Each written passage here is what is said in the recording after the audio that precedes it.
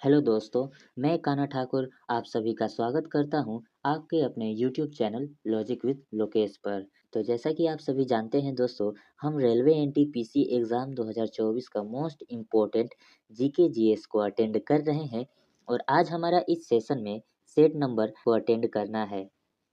तो जितने भी फ्रेंड्स सेट नंबर 1 से लेकर सेट नंबर 20 तक के सेशन को अटेंड नहीं किए हैं, तो एक बार उसे अवश्य ही अटेंड करिएगा। तो चलिए शुरू करते हैं आज का यह हमारा सेशन सेट नंबर 21।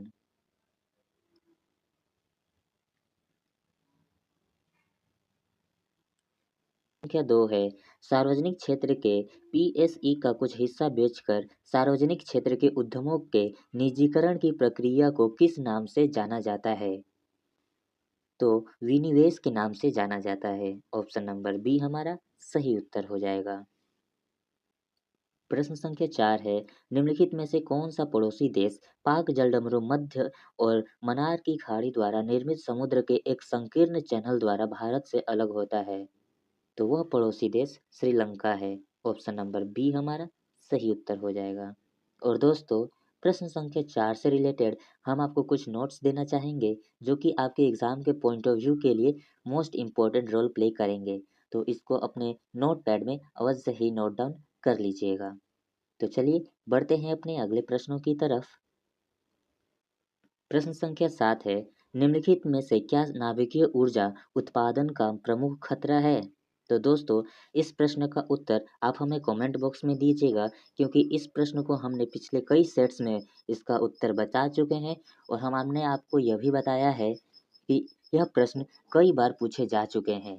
तो इस प्रश्न का उत्तर आप हमें कमेंट बॉक्स में अवश्य ही दीजिएगा। यह सवाल आपके लिए HW के रूप में हम इंतजार करेंगे आपके उत्तर का। प्रश्न संख्या 9 है बुकर पुरस्कार जीतने वाली पहली भारतीय महिला का नाम निम्नलिखित में से क्या है? पहली महिला का नाम अरुंधति राय है। ऑप्शन नंबर डी हमारा सही उत्तर हो जाएगा। प्रश्न संख्या 10 है सर विलियम जोन्स ने डैश में एशियाटिक सोसाइटी की स्थापना की। तो 1784 में एशियाटिक सोसाइटी की स्थापना की थी। ऑप्शन नंबर डी हमारा सही उत्तर हो जाएगा। और दोस्तों इसी से रिलेटेड हम आपको कुछ नोट्स देना चाहेंगे जो 1 से लेकर 4 तक है, जो कि आपके एग्जाम के पॉइंट ऑफ व्यू के लिए मोस्ट इम्पोर्टेंट रोल प्ले करेंगे। तो इसको नोट डाउन अवश्य ही कर लीजिएगा। तो चलिए बढ़ते हैं अपने अगले प्रश्नों की तरफ। प्रश्न संख्या 11 है निम्नलिखित में से किस में जेनेटिक इंजीनियरिंग शामिल है? तो जिन क्रांति में जेनेटिक इंजीनियरिंग शामिल है। ऑप्शन नंबर डी हमारा सही उत्तर हो जाएगा। प्रश्न संख्या 12 है निम्नलिखित में से कौन सा विकल्प ऑपरेटिंग सिस्टम को परिभाषित करता है? तो यह उन प्रोग्राम्स का एक सेट है जो कंप्यूटर के काम करने के तरीके को नियंत्रित करता है और अन्य प्रोग्राम्स को चलाता है। ऑप्शन नंबर सी हमारा सही उत्तर हो जाएगा। प्रश्न संख्या 15 है निम्नलिखित में से कौन सा स्मारक किंग जॉर्ज पंचम और क्वीन मेरी का भारत में स्वागत करने के लिए बनवाया गया था, जो गुजराती शैली से प्रभावित था? तो वह स्मारक गेटवे ऑफ इंडिया था। ऑप्शन नंबर बी हमारा सही उत्तर हो जाएगा। अगर दोस्तों प्रश्न यह पूछ दे गेटवे ऑफ इंडिया की स्थापना कब हुई थी, तो हमारा उत्तर होगा 4 दिसंबर 1924 को गेटवे ऑफ इंडिया का स्थापना किया गया था। तो चलिए बढ़ते हैं अपने अगले प्रश्नों की तरफ। प्रश्न संख्या 21 है शर्करा को अल्कोहल में परिवर्तित करने की प्रक्रिया निम्नलिखित में से क्या कहलाती है? तो उस प्रक्रिया को किण्वन कहते हैं, जो कि शर्करा को अल्कोहल में परिवर्तित कर देता है। ऑप्शन नंबर बी हमारा सही उत्तर हो जाएगा। प्रश्न संख्या 22 है 2019 में 9 वर्ष दिवस के अवसर पर किस संगठन ने अपने आउटरीच कार्यक्रम में हिस्से के तौर पर संवाद विद स्टूडेंट की शुरुआत की? वह संगठन इसरो द्वारा था। ऑप्शन नंबर डी हमारा सही उत्तर हो जाएगा। प्रश्न संख्या 23 है छोटी आंत के आंतरिक दीवारों पर उंगलीनुमा संरचना पाई जाती है, उसे क्या कहते हैं? तो उसको विली कहा जाता है। ऑप्शन नंबर बी हमारा सही उत्तर हो जाएगा। प्रश्न संख्या 25 है एक्सेल में दाईं और सक्रिय सेल के साथ चयनित सेल को भरने के लिए किस शॉर्टकट कुंजी का उपयोग किया जाता है? तो कंट्रोल प्लस आर का उपयोग किया जाता है। ऑप्शन नंबर ए हमारा सही उत्तर हो जाएगा। प्रश्न संख्या 26 है, नादिर शाह ने डैश में भारत पर हमला किया था और दिल्ली में लूटपाट मचाई थी। 1739 में नादिर शाह ने भारत पर हमला किया था। ऑप्शन नंबर ए हमारा सही उत्तर हो जाएगा। प्रश्न संख्या 27 है, पुस्तक बहुरूपी गांधी किसने लिखी है? तो अनु बंदोपाध्याय द्वारा यह लिखी गई है। ऑप्शन नंबर बी हमारा सही उत्तर हो जाएगा। और दोस्तों, इसी से रिलेटेड हम आपको कुछ नोट्स देना चाहेंगे जो कि पुस्तक और उसके लेखक हैं, जो कि आपके लिए इम्पोर्टेंट है, तो इसको नोट डाउन कर लीजिएगा। प्रश्न संख्या 30 है, केरल में मोपला विद्रोह कब हुआ था? 1921 में मोपला विद्रोह हुआ था। ऑप्शन नंबर ए हमारा सही उत्तर हो जाएगा। प्रश्न संख्या 32 है, निम्नलिखित में से कौन सी वनस्पतियों में प्रच्छन्न प्रजनन अंग होते हैं? तो वह अंग जल तिब्तिया में होते हैं। ऑप्शन नंबर डी हमारा सही उत्तर हो जाएगा। प्रश्न संख्या 33 है, अजंता की गुफाएं कहाँ स्थित हैं? महाराष्ट्र में अजंता की गुफाएं स्थित हैं। ऑप्शन नंबर सी हमारा सही उत्तर हो जाएगा। प्रश्न संख्या 35 है, भारतीय निर्वाचन आयोग के अनुसार राजनीतिक दल चुनाव पूर्व किस अवधि में अपना घोषणा पत्र जारी नहीं कर सकते हैं? तो 48 एच के अनुसार। ऑप्शन नंबर बी हमारा सही उत्तर हो जाएगा। प्रश्न संख्या 36 है, निम्नलिखित में से कौन सा भारत का सबसे पुराना नाभिकीय अनुसंधान रिएक्टर है? तो अप्सरा अनुसंधान भारत का सबसे पुराना नाभिकीय अनुसंधान रिएक्टर है। ऑप्शन नंबर बी हमारा सही उत्तर हो जाएगा। प्रश्न संख्या 39 है, कंप्यूटर और इंटरनेट के क्षेत्र में W3C का पूर्ण रूप क्या है? World wide web consortium. Option number A हमारा सही उत्तर हो जाएगा। प्रश्न संख्या 40 है, निम्नलिखित में से कौन सा शब्द पशु व्यवहार के जैविक अध्ययन का सबसे अच्छा वर्णन करता है? तो इथियोलॉजी। ऑप्शन नंबर डी हमारा सही उत्तर हो जाएगा। प्रश्न संख्या 43 है, एक मानक पैमाने वाले आधुनिक मरकरी थर्मामीटर का आविष्कार किसने किया था? डेनियल ग्रेवियल फ़ारेनहाइट द्वारा यह आविष्कार किया गया था। ऑप्शन नंबर बी हमारा सही उत्तर हो जाएगा।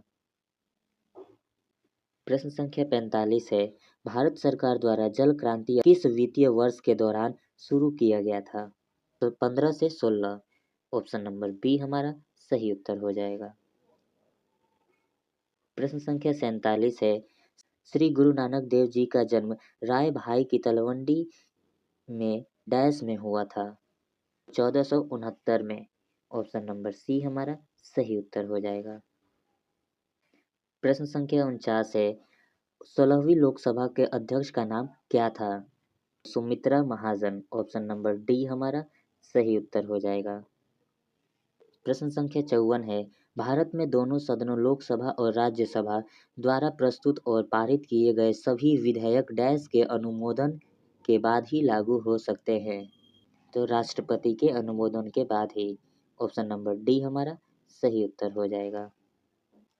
प्रश्न संख्या 58 है, डैश में स्थित चैलेंजर द्वीप के पृथ्वी पर ज्ञात सबसे गहरा बिंदु माना जाता है? तो वह गहरा बिंदु मरियाना गर्त है। ऑप्शन नंबर डी हमारा सही उत्तर हो जाएगा। प्रश्न संख्या 59 है, एमआरटीपी अधिनियम 1969 में निम्नलिखित में से एमआरटीपी का कौन सा पूर्ण रूप सही है? प्रश्न संख्या 59 है, एमआरटीपी अधिनियम 1969 में निम्नलिखित में से एमआरटीपी का कौन सा पूर्ण रूप सही है? Monopolies restrictive trade and practices act है। ऑप्शन नंबर सी हमारा सही उत्तर हो जाएगा। प्रश्न संख्या 63 है, 2019 में निम्नलिखित में से किस रोग के लिए यूएस एफडीए में पहली वैक्सीन डेगवैक्सिया को मंजूरी दी? वह रोग डेंगू है। ऑप्शन नंबर सी हमारा सही उत्तर हो जाएगा। प्रश्न संख्या 64 है, भारतीय संविधान के अनुसार पंचायत सदस्य होने के लिए आवश्यक न्यूनतम आयु कितनी है? तो 21 साल। ऑप्शन नंबर बी हमारा सही उत्तर हो जाएगा।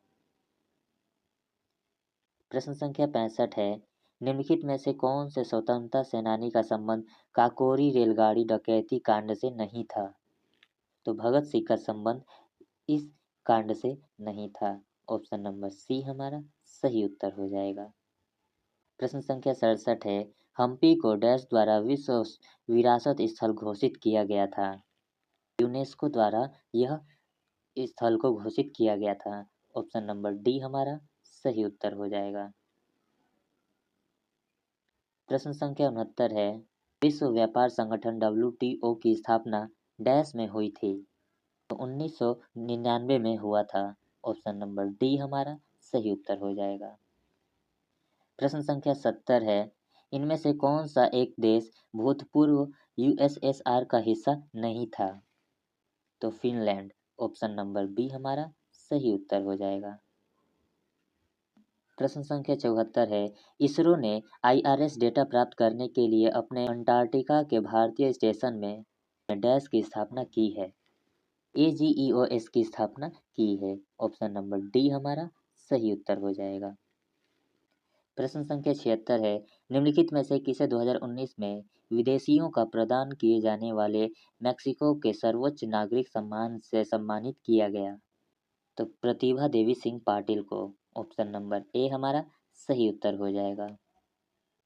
प्रश्न संख्या 77 है, निम्नलिखित में से किस राज्य में प्रसिद्ध सूर्य मंदिर स्थित है?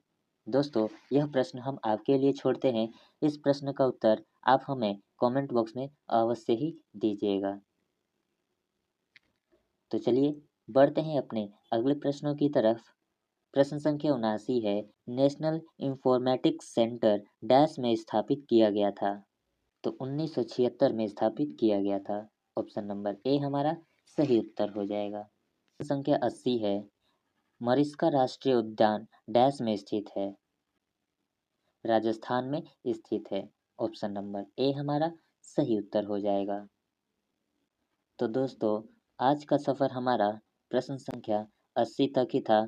यह सेशन आपको कैसा लगा हमें कमेंट बॉक्स में अवश्य ही बताइएगा। और हाँ दोस्तों, हमने जितने भी प्रश्न आपको पूछा है इस सेशन में, उसका भी उत्तर हमें कमेंट बॉक्स में अवश्य ही दीजिएगा, क्योंकि इससे हमें मालूम चलेगा कि आपको किस चीज़ में दिक्कत हो रहा है या किस चीज़ में आपका ज़्यादा पकड़ है। तो अपना फीडबैक हमें देना नहीं भूलिएगा। तो चलिए मिलते हैं अपने अगले सेशन में। तब तक के लिए अपना ख्याल रखिए, स्वस्थ रहिए। राधे राधे। Yeah.